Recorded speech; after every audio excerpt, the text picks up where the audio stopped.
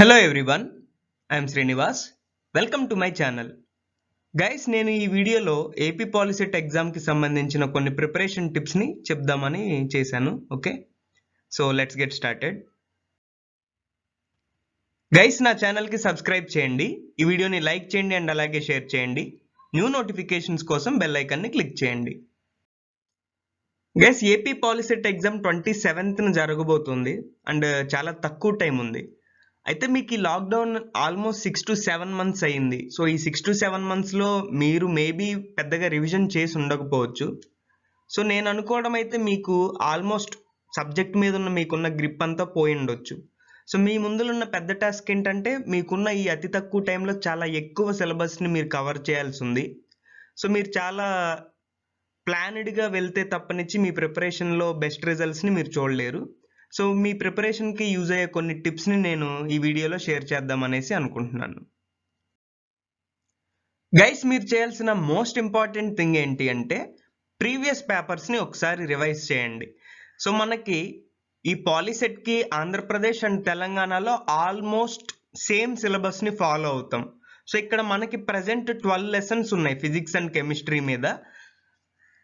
So మీరు ఒక్కసారి AP POLYCET పేపర్స్ని, టీఎస్ పాలిసెట్ పేపర్స్ని ప్రీవియస్ లాస్ట్ 5 yearsవి అంటే 2015 నుంచి 2019 వరకు ఉన్న పేపర్స్ని ఒకసారి తీసుకొని చూడండి. సో ఇయర్కి వచ్చి 2 పేపర్స్ చొప్పున ఆల్మోస్ట్ మీకు 10 ప్రీవియస్ పేపర్స్ దొరుకుతాయి. సో ఈ 10 ప్రీవియస్ పేపర్స్ని ఒకసారి చూసుకున్నట్లయితే మీ ఆ సిలబస్ మొత్తం క్విక్గా రీక్యాప్ అయినట్టు. సో మీకు ఆల్మోస్ట్ ఒక 5 days ఆఫ్ టైం ఉంది. రోజుకి ఒక పేపర్ చొప్పునైనా కనుక మీరు చూసినట్టయితే, రోజుకి ఒక 2 పేపర్స్ చూడండి. సో దీనివల్ల మీకు ఆ సిలబస్ మొత్తం మళ్ళీ ఒక ఐడియా వచ్చే ఛాన్స్ ఉంది. అండ్ ఇక్కడ ఇంకొక విషయం ఏంటంటే మీకు పేపర్లో అడుగుతున్న మోడల్స్ ఏంటి అనేసి ఒక ఐడియా వస్తుంది. సో ఇవన్నీ ఆబ్జెక్టివ్ టైప్ క్వశ్చన్స్ కాబట్టి ఆల్మోస్ట్ సిమిలర్ మోడల్స్ని ఇక్కడ ఫాలో అవుతాం. సో మీరు ఇక్కడ పేపర్స్ని చూడటం వలన 2 బెనిఫిట్స్. మీకు పేపర్ ఏ మోడల్లో అడుగుతున్నారో ఒకటి అర్థమవుతుంది. సెకండ్లీ మీ సిలబస్ మొత్తాన్ని మీరు ఒకసారి రివిజన్ చేసే ఛాన్స్ కూడా మీకు దొరుకుతుంది. అండ్ మీకు తెలిసిన విషయం ఏంటి అంటే ఈ ఇయర్ నుంచే మీకు కొత్త క్వశ్చన్ పేపర్ ప్యాటర్న్ని ఇచ్చారు మీ పబ్లిక్ ఎగ్జామ్ కోసం 33 questions అండ్ అందుట్లోనే మీరు 12 half mark questions రాయాల్సి ఉంది. 1 to 12 half mark questions. మీరు ఆ పేపర్స్ని కనుక చూసినట్టయితే చాలా కాంప్లికేటెడ్గా వాటిని డిజైన్ చేయటం జరిగింది. సో మీ స్కూల్స్లో మిమ్మల్ని బాగా ప్రిపేర్ చేసేసే ఉంటారు హాఫ్ మార్క్ క్వశ్చన్స్ని మీరు ఎలా రాయాలి దానికోసం. సో మీరు చాలా మోడల్ పేపర్స్ని స్కూల్లోనే ఎగ్జామ్స్గా రాసేసి ఉన్నారు. ఒక్కసారి ఆ ప్రిపరేషన్ మీరు ఎలా చేశారో గుర్తు తెచ్చుకోండి. సో దీనికోసం మీరు మీ టెక్స్ట్ బుక్నే వాడుకొని ఉండొచ్చు లేదా మెటీరియల్స్ని వాడి ఉండొచ్చు. సో ఆ హాఫ్ మార్క్ క్వశ్చన్స్, 1 mark క్వశ్చన్స్ని మీరు రాసే విధంగా మీరు ఏ విధంగా ప్రిపేర్ అయ్యారో దానికి యూజ్ చేస్తే మీరు టెక్స్ట్ బుక్ అయితే టెక్స్ట్ బుక్ ఆర్ మెటీరియల్ అయితే మెటీరియల్ ఒక క్విక్ రికాప్ని ఫాస్ట్గా చేయండి. అంటే ప్రతి లెసన్ని ఎలా ప్రిపేర్ అయ్యారో కొంచెం ఫాస్ట్గా దాన్ని మొత్తాన్ని రివైజ్ చేయండి. ఓకే, అండ్ మనకి బయట మార్కెట్లో ఏపీ పాలిసెట్కి ప్రాక్టీస్ పేపర్స్ దొరుకుతాయి. నేను బుక్స్ కొనమనట్లేదు, ఓన్లీ ప్రాక్టీస్ పేపర్స్ దొరుకుతాయి. సో ఈ ప్రాక్టీస్ పేపర్స్ని తీసుకొని ప్రాక్టీస్ పేపర్స్ని సాల్వ్ చేయండి. సో ప్రాక్టీస్ పేపర్ సాల్వ్ చేస్తే మీరు ఇన్ టైంలో పేపర్ సాల్వ్ చేస్తున్నారా లేదా అని తెలుస్తుంది. సో దీనివల్ల మీకు కాన్ఫిడెన్స్ అనేది బిల్డ్ అవుతుంది అనేసి నా ఉద్దేశం. సో మీరు ప్రిపరేషన్లో ఈ విషయాన్ని గుర్తుంచుకోండి. మనకి ఫిజిక్స్లో 6 lessons ఉన్నాయి అండ్ 30 questions. సో రఫ్గా ఒక్కొక్క లెసన్ నుంచి 5 questions వస్తాయి. అండ్ మనకి ఫిజిక్స్లో క్వశ్చన్స్ ఈ విధంగా ఉంటాయి, డెఫినిషన్ బేస్డ్. అంటే ఒక డెఫినిషన్, ఫర్ ఎగ్జాంపుల్ బాయిలింగ్ ఉంటే మనం ఏం చెప్పుకుంటాం, బాయిలింగ్ అంటే liquid to gas at constant temperature అనేసి చెప్తాం. సో ఇక్కడ ఒక క్వశ్చన్ ఇలా ఇచ్చేస్తారు, the conversion of liquid phase to gaseous phase at constant temperature, కింద ఆప్షన్స్ ఉంటాయి. సో ఒక డెఫినిషన్ని క్వశ్చన్గా అడిగే ఛాన్స్ ఉంది.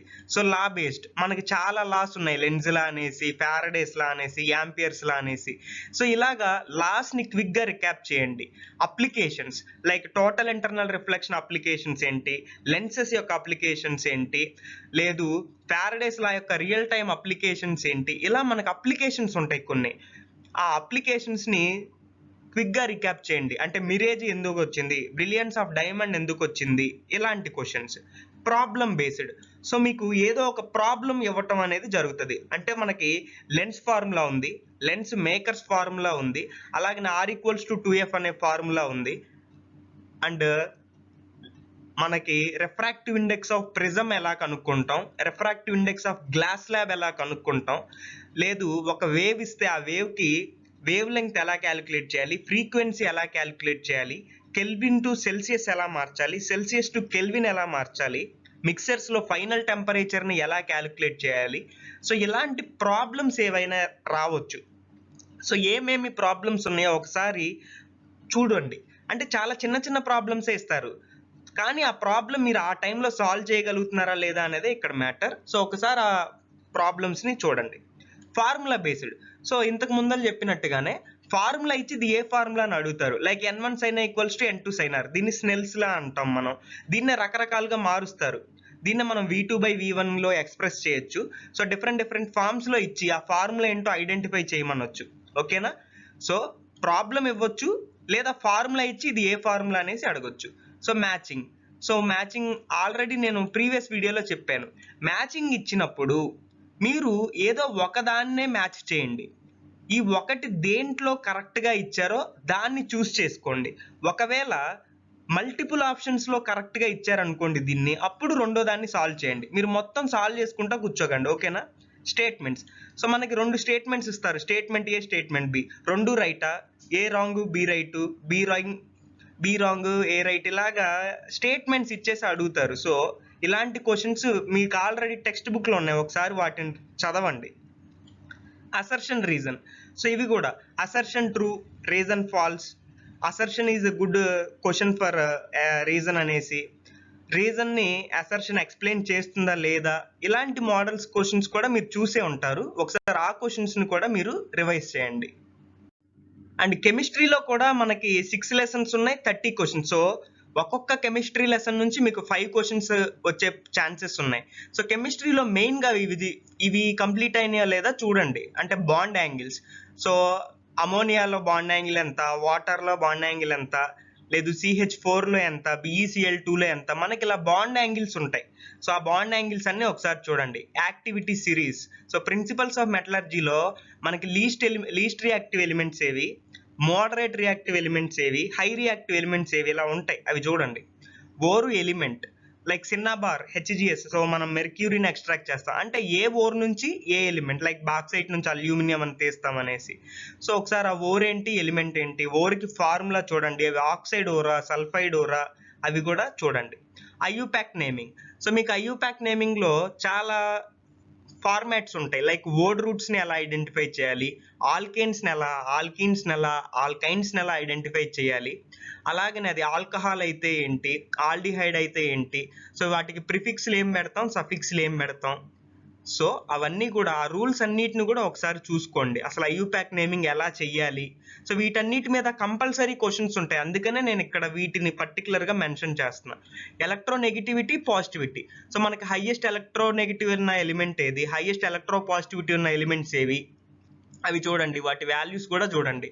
ఎలక్ట్రానిక్ కాన్ఫిగరేషన్, దీని మీద మీకు చాలా క్వశ్చన్స్ వస్తాయి. అంటే ప్రిన్సిపల్ ఎనర్జీ షెల్స్ని ఐడెంటిఫై చేయటం, ఒక షెల్ ఇచ్చి దీంట్లో ఎన్ని ఎలక్ట్రాన్స్ పడతాయి అని అడగటం, లేదు 2s 2p ఇలా కొన్ని ఆర్బిటాల్స్ ఇచ్చి వాటిని అసెండింగ్ ఆర్డర్లో అరేంజ్ చేయండి లేదా డిసెండింగ్ ఆర్డర్లో అరేంజ్ చేయండి అని అడుగుతారు. సో అలాంటి క్వశ్చన్స్ని కూడా మీరు ఒకసారి చూడండి. Theory and scientist. సో మనకి కెమిస్ట్రీలో చాలా థియరీస్ ఉన్నాయి, వాటిని ఎవరు ప్రపోజ్ చేశారు అనేసి అడుగుతారు. లైక్ హూన్స్ ప్రిన్సిపల్ ఎవరు ప్రపోజ్ చేశారు, ఆఫ్బో ప్రిన్సిపల్ని ఎవరు ప్రపోజ్ చేశారు, ఇలాంటి క్వశ్చన్స్ ఉంటాయి, అవన్నీ ఒకసారి చూడండి. అలాంటివనే కాదు, మనకి ఇంకా నానో ట్యూబ్స్ని ఎవరు కనిపెట్టారని, బక్మిన్స్టర్ ఫలరిని ఎవరు కనిపెట్టారని, యూరియాని ఎవరు కనిపెట్టారు. సో ఇలాంటి హైబ్రిడైజేషన్ థియరీ ఉంది, మనకి VSEPR థియరీ ఉంది. లైక్ ఇలాగా మీరు సైంటిస్టుల గురించి చదివే ఉంటారు, ఏ థియరీని ఎవరు ప్రపోజ్ చేశారు, ఆ క్వశ్చన్స్ కూడా చూడండి. సాల్ట్స్ అండ్ వాటి యూజెస్. ఓకేనా? యాసిడ్స్ బేస్డ్ సాల్ట్స్లో మనకి సాల్ట్స్ వాటిని ఎందుకు యూజ్ చేస్తాం, లైక్ క్లోరోఫామ్లో ఎవరిని యూజ్ చేస్తాం, క్లోరోఫామ్ తయారీలో ఎవరిని యూజ్ చేస్తాం, బ్లీచింగ్ పౌడర్, ఇలా కొన్ని క్వశ్చన్స్ ఉంటాయి. సో ఆ సాల్ట్స్ వాటి యొక్క యూజెస్ని చూడండి. గైస్, ఈ వీడియోలో ఉన్న కంటెంట్ మీకు హెల్ప్ అవుతుంది అనేసి అనుకుంటున్నాను. అండ్ మీరు బెస్ట్ ర్యాంక్ రావడానికి ట్రై చేయండి. సో బెస్ట్ ర్యాంక్తోనే మీరు బెస్ట్ కాలేజెస్లో ప్లేస్ అయ్యే ఛాన్సెస్ ఉంటాయి. Okay, all the best for your exam guys. నా ఛానల్కి సబ్స్క్రైబ్ చేయండి, ఈ వీడియోని లైక్ చేయండి అండ్ అలాగే షేర్ చేయండి. న్యూ నోటిఫికేషన్స్ కోసం బెల్ ఐకాన్ని క్లిక్ చేయండి. Thank you for watching.